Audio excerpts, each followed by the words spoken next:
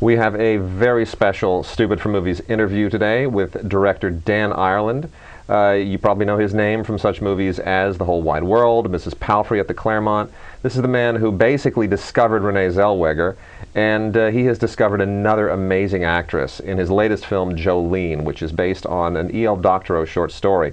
Dan, thanks for being here. Oh, wait, it's a pleasure. Well, I know you've got a premiere this evening, so this is why we're doing this early. And I love it. Thank you very much for jumping through hoops. Well, not a problem. It's a tremendous film. I mean, this is knowing what you went through to get this thing distributed, and to see it come together so beautifully. And I honestly, I think there are some real Oscar potentials in this film. God. You have an unbelievable cast, but Jessica Chastain, the unknown, the newcomer, is the one who just lights the screen up as the lead character. Let's first talk about how this project came together. An E.L. Doctorow short story. How did this fall into your lap? It literally fell into my lap. My editor was very good friends with my producer, and she had another director, Paul Mazursky, as a matter of fact. Who the LA Film Critics, of which I'm a member, along with my colleague, we just gave him our Career Achievement Award this year. And deservedly so. Yeah. Well, my producer had a fight with him, and they parted company. Interesting. And I got a phone call saying, hey, there is this E.L. Doctorow project that this woman is producing, and she saw your film, The Whole Wide World, and she wants to meet you. And I was like, E.L. Doctorow? You're kidding. I'd love to. I didn't know the story. I didn't know Sweetland Stories, the collection of short stories is taken from.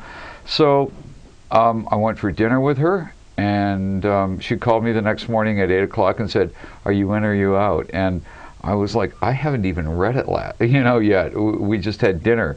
So she was that kind of person. And I had my coffee, I read the short story. I didn't even need to read the script. At that point, I phoned her up and said, I want to do it. I really want to do it. It scared the hell out of me. And I'm a believer, if anything scares you, jump at it, do it. Wow. Yeah. It's such a tremendous story, and not without giving anything away, but it's a story of a young girl who, in 1970s North Carolina, gets married, and then things in her life sort of spiral progressively out of control, and the tides of life carry her from one episode to another. And it's sort of how this woman grows up without ever really being in charge of her life, yet she's carried along by the tides of fate. And I just thought it was profound and poetic. How difficult was it to make the film once you jumped into that pool? It really came together. I mean, I think we all had a vision of it, and one of the things that I think Riva Yaris, our producer, liked that I brought up is I said, this is like 5 separate paintings. And one of the things that I was always intrigued by in my life is at the end of Fellini's Satyricon, after seeing this collage of this young man's life and going through it, and it was very episodic, and you saw the ruins, and you saw all the pictures at the very end of, the journeys of the young man's life, and it hit me how to make the film. And I wanted to do it as really 5 different episodes that connected into this girl's life and the trajectory that she has along the way. And especially, this is a child of abuse. I mean, yeah. And when you look into the eyes of a child, who's been abused at 12 years old, you see something very, very different. And I thought, trying to find the soul of this girl and to see how she thinks. And with Jessica, I always love to hire an actor that will show you something about the character that it's not on the page. And it happened with Renee Zellweger. And in both cases, they both showed me something about the character that I didn't know. And with Jessica, it was her heart. And it was always, that was sort of the thing that kept Jolene going, is her belief in, in finding, this life for herself where she could believe. But, her big mistake is that she keeps falling, and she keeps falling in the same rut. But it's different, and every rut is different, Yeah. and everybody promises her the world, and yet no one delivers. So, and at the end of the film, we leave her there, I think with a semblance of hope. You do. I wanted to put her, that whole metaphor, putting her right in front of Fredericks of Hollywood, Yeah. and walking down Hollywood Boulevard, there was a girl that was still able to dream on the street of broken dreams. Yeah. And I had watched Nights of Cabiria just accidentally one night, right in the midst of, before we started the film, and I forgot how much I loved the film. And that last shot of Julieta Messina walking down the Appian Way, and just sort of that strength and that fortitude and that knowledge that she's had, even though she kept repeating the same mistakes. So Jolene's a little Julieta Messina, she's a little Dr. O, she's a little Renee Zellweger, she's a little Jessica Chastain, she's, Well, it's, do you mind talking about the budget? What was the budget on the film? It was around $5 million. That's incredible, because your cast, I mean, Frances Fisher, Chaz Palminteri, Dermot Mulroney, Michael Vartan, I mean, on and on and on. This is just an incredible cast. How do you get so many great actors with such limited resources? What drew them? Was it the material? Was it Dr. O? Completely. Yeah. Completely. I didn't think that they really knew my work at that point, so I'm blaming it on Dr. O, and he's a nice guy to blame it on. And he has reacted very positively to the film, hasn't he? Yeah, he sure has. That blew me away. He didn't want me to do it at first. He saw The Whole Wide World and he was all for me, and then he saw Mrs. Palfrey at the Claremont and thought that I was maybe perhaps too soft, like because of the treatment of Mrs. Palfrey, which is really a chamber piece, and and had to be treated as a chamber piece. It wasn't Harold and Maude where they, got together and had sex and she went off and killed herself. It was a very different, genteel piece. And he looked at it and he was afraid that I wasn't going to be able to hand the rougher, parts of his story.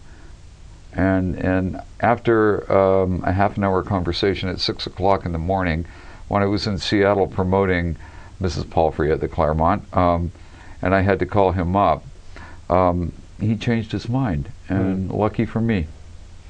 And I was terrified. First time we went to show it to him, I sat in the back row and I just watched his reaction. And I didn't know what to think, and he came up at the end and he hugged me. And but he didn't see the full film until 3 months ago. Talk about, this had a bit of a nightmare distribution history too. I mean, this film should have been released 2 years ago. Yeah. And finally that it's coming out, I think those of us who've tracked it for that long are breathing a sigh of relief, because so many good films just don't get distributed these days. Talk about the minefield. The minefield was imminent. It was there. I mean, I personally wanted the film to be 10 minutes shorter, and my producer and I disagreed, because I knew if I'd made it 10 minutes shorter, it would have gotten out a lot quicker. But she stood by her guns, because she loved the vision that we did, and she didn't want to shorten it, and I really did. I still do, but that's, when have you ever heard of a director strong-arming a producer to shorten their film? Good point. When has there been a director's cut that's been shorter than a producer's cut? Well, I want it, but still, I don't really care. Right now, I'm so thrilled it's out. I think probably a lot of the problems where we really didn't have big names, because right now even indies have to have huge names to get out there, and it's a risky film. And also, we had 5 offers. She didn't like any of them, and she was bound and determined, my producer Riva, she was bound and determined to get the right person. And then E1 came along and said all the right things, have done all the right things, and they've been amazing. They've been just amazing. Great. Yeah. So I'm thrilled. I'm blown away. I'm kind of sort of stunned, because tonight's sort of the premiere, and I'm like, really? Yeah. Is it really happening after all this time? It's happening. Well, we'll get you out of here in just a moment, and I want to touch also on Rupert Friend, who is one of the long train of men who sort of fall into her life here. It's the second time you've worked with him. Totally different performance from Mrs. Palfrey. Completely. And you know, we were talking even before this, not an actor that I normally respond to so well, but in your films you get something out of him that really, really clicks with me. Talk a little bit about your relationship with him, because this is the second time around. Well, I looked at 75 guys for Ludo in Mrs. Palfrey, and it came down to two people. It came down to Dominic Cooper, who was on stage at the time at the National doing the History Boys, and Rupert. But I was all set to go with Dominic. I was completely convinced, but I had to equal Joan Plowright, and I knew unless I found an actor that could go head and shoulders with her, that the film would never ever work. Rupert walked in. He was the very last guy in. Out of like 75 people, my casting director wanted to kill me. Always my casting directors want to kill me, because I usually will do that until I find the right person. I'll just keep seeing people. And Rupert walked in, and that was it. I knew it was him, and I don't know why. There's an instinct, I think, that you get, like, after you've been lucky, and I was really lucky with Renee. I was really lucky with Emmy Rossum. I was really lucky with Thomas Jane. And I learned in that period of time to trust my instinct. And I think what I said to you earlier, look for the actor that shows you something about the part and the character that you don't know, and gives you something there that you all of a sudden connect, the sum and the total of the person. Well, Rupert came in and he owned it. He owned it. Great. And from that point on, it was Rupert.